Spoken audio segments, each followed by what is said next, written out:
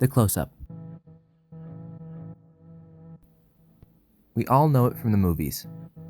The intensity, the emotion, the beauty. We recognize it as a staple artistic choice in entertainment and art. Writing in the 1940s, in his book Theory of Film, Balázs writes, "Good close-ups are lyrical. It is the heart, not the eye, that has perceived them. A multitude of close-ups can show us the very instant in which the general is transformed into the particular. The close-up has not only widened our vision of life, it has also deepened it. It not only revealed new things, but showed us the meaning of the old." In the 60s, Andy Warhol used the close-ups as a test. Erin Blakemore writes, "The true test of a screen test subject," writes Weingart, "is not just the capacity to turn oneself into a living picture, rather it is the capacity to bear the gaze of the camera. This gaze could empower or upset its subjects, some of whom came out of the experience feeling either exhilarated and star-like or deflated and broken down." But what is our relationship to the close-up now, in 2021? Now, the close-up we see the most is of ourselves, and simultaneously, our coworkers, our classmates, our family and friends, or their pets. Zoom has acted as a social and communicative tool for us this past year, connecting us while also creating live images of ourselves and who we are talking to. In our everyday lives, we spend a relatively inordinate amount of time on camera, making the claim that people are tested by the capacity to bear the gaze of the camera feel largely true, especially when it has nearly entirely replaced our in-person social interactions. Why does the Zoom close-up feel so intense and exhausting? How does this social close-up reconcile with Balázs's writings? Can it? The Zoom close-up simultaneously posits each member of the meeting as viewer and subject, while also being a product of a live production, simultaneously recording and streaming for every member of the call.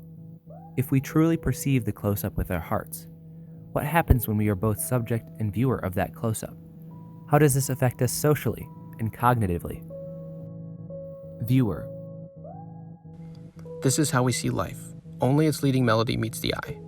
But a good film with its close-ups reveals the most hidden parts in our polyphonous life and teaches us to see the intricate visual details of life as one reads an orchestral score. The Zoom close-up can reveal the hidden parts of our lives, our bedrooms, family members, or pets that convey personal details to the audience/meeting that would tell them things they never would have known about us before. But if the close-up itself is a single instrument from a symphony, then Zoom deconstructs this through gallery view. Without a single focus, we are faced with several, tens, possibly hundreds of symphonies. The human ear was not made to listen to 300 symphonies at once, nor was the human eye to see that many. In a Stanford research study, it was reported that both the amount of eye contact we engage in on video chats, as well as the size of faces on screens, is unnatural. Gallery view can nullify the lyrical effects of the close-up. While we normally wouldn't always be staring straight ahead in space, on Zoom we must all look at our cameras and screens, appearing to make eye contact with every single member of the room. An article in Psychiatric Times expounds upon this, saying, "There is likely decreased reward perceived when those people are video conferencing. Another example is direct mutual gaze. There is robust evidence on how eye contact improves connection. These tools that make interactions organically rewarding are compromised over video. On video, gaze must be directed at the camera to appear like making eye contact with an observer, and during video conferences with 3 or more people, it can be impossible to distinguish mutual gaze between any 2 people." This makes it seem like all the members of the call would be looking at you, more like a public speaking experience than a normal conversation, or even in speaker view. The size of people's faces when seen in Zoom close-up may appear too big and close for comfort. The Stanford research study writes, If it's a one-on-one conversation when you're with coworkers or even strangers on video, you're seeing their face at a size which simulates a personal space that you normally experience when you're with somebody intimately, Bailenson said. When someone's face is that close to ours in real life, our brains interpret it as an intense situation that is either going to lead to mating or conflict. What's happening, in effect, when you're using Zoom for many, many hours, is you're in this hyper-aroused state. This intimacy could tie itself to the power of a good close-up, as Balázs writes about. But since this close-up isn't viewed in a movie theater and instead in a social conversation, it can lead to an anxious experience. On top of all this, Zoom is a flawed digital experience with lagging issues, interruptions, and frustrating quirks. It limits social interactions to two-dimensional screens. Our brains are working overtime to make up for the loss of in-person nonverbal cues and communication. The cognitive load is much higher in video chats. Bailenson notes that in regular face-to-face interaction, nonverbal communication is quite natural, and each of us naturally makes and interprets gestures and nonverbal cues subconsciously. But in video chats, we have to work harder to send and receive these signals. That adds cognitive load as you're using mental calories in order to communicate. Gestures could also mean different things in a video meeting context. This can lead to burnout and fatigue. In effect, this digital close-up works against our natural inclinations of interpretation and communication and makes us work harder to connect and make meaning. We can't simply be a passive viewer. Instead, we are challenged and pushed in both mind and body. And at the same time, we are viewing ourselves, bearing the weight of the camera just as Warhol's subjects did, while additionally seeing ourselves reflected back instantaneously in unnatural ways that wouldn't happen in social situations. Bailenson cited studies showing that when you see a reflection of yourself, you are more critical of yourself. Many of us are now seeing ourselves on video chats for many hours every day. There's lots of research showing that there are negative emotional consequences to seeing yourself in a mirror. Subject. On Zoom, we bear the weight of the camera for sometimes hours on end. There is little control, both formally and socially. The frame is relatively static and out of our control, save for slight adjustments, and the camera invites itself into our homes and bedrooms. The Stanford research study says that video chats dramatically reduce our usual mobility. In-person and audio phone conversations allow humans to walk around and move. But with video conferencing, most cameras have a set field of view, meaning a person has to generally stay in the same spot. Movement is limited in ways that are not natural. There's a growing research now that says when people are moving, they're performing better cognitively, Bailenson said. Being formally stuck in these close-ups has adverse effects on our social and cognitive abilities.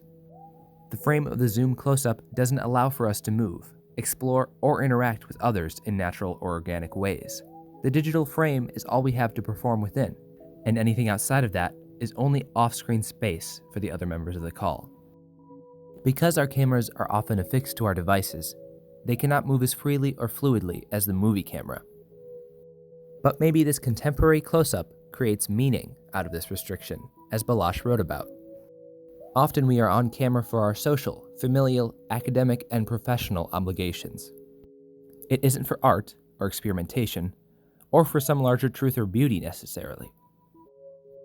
But perhaps the Zoom close-up does tell us something more. Balázs writes, Close-ups are often dramatic revelations of what is really happening under the surface of appearance. The feeling we get while watching a Zoom close-up is discomfort, fatigue, anxiety, stress. And isn't that what the other person is feeling? There's a sort of reciprocity in which all are made equal. All participants are viewer and subject, and thus experience all the same emotions and effects. This simultaneous experience can coincide with Balázs's ideas, but maybe not in the way he had imagined. That both parties involved feel this intense emotion may speak to the power of the close-up, perceiving more with the body than the eye.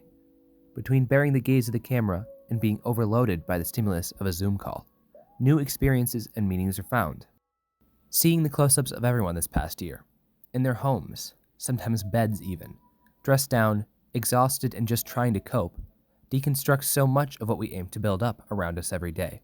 The professionalism, the positivity, just trying to look like you have your life together. Zoom close-up works to reveal what is happening under the surface of all that, all the while trying to be that veil, with its filters, professional aesthetic, and mute buttons. But with its malfunction, its latency, its exhaustion, bedroom backgrounds, Wi-Fi mishaps, the off-screen mom calling you for dinner, the cat running across your keyboard, there may be something true that is revealed. Balázs writes about the use of close-up in the 1937 Soviet film, The 13, saying, If the director had shown us the man himself, how often would he have had to show us practically the same image over and over again? The human face, if it registers nothing but effort and exhaustion all the time, could not contain so much variety as that trail.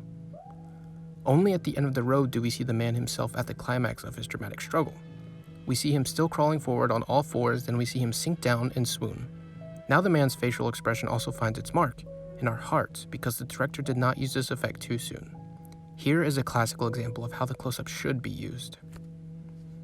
The zoom close-up may not work in the same way. It may not be lyrical. It may not be a symphony. It may not be beautiful. And it may not even be how Balázs instructs us how to use it. But maybe this writing has something we can still learn from it. Only after our journey through this hardship will we find the meaning. We have seen the same pictures over and over again, and have seen the human face register so much great effort and exhaustion. This close-up not only shows us the faces of others, but also serves as a mirror. By moving all of our lives into this digital close-up, it may have revealed new things, as well as show us the meaning of the old systems by which we live. The reframing of society into the zoom close-up can teach us and change us in the deepest of ways, to start perceiving one another with our hearts rather than our eyes.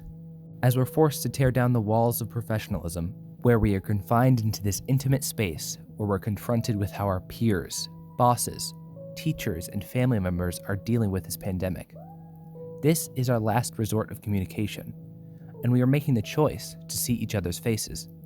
Despite all of Zoom's flaws and challenges, it serves as an example of the extent that we will go to communicate, connect, and empathize with others.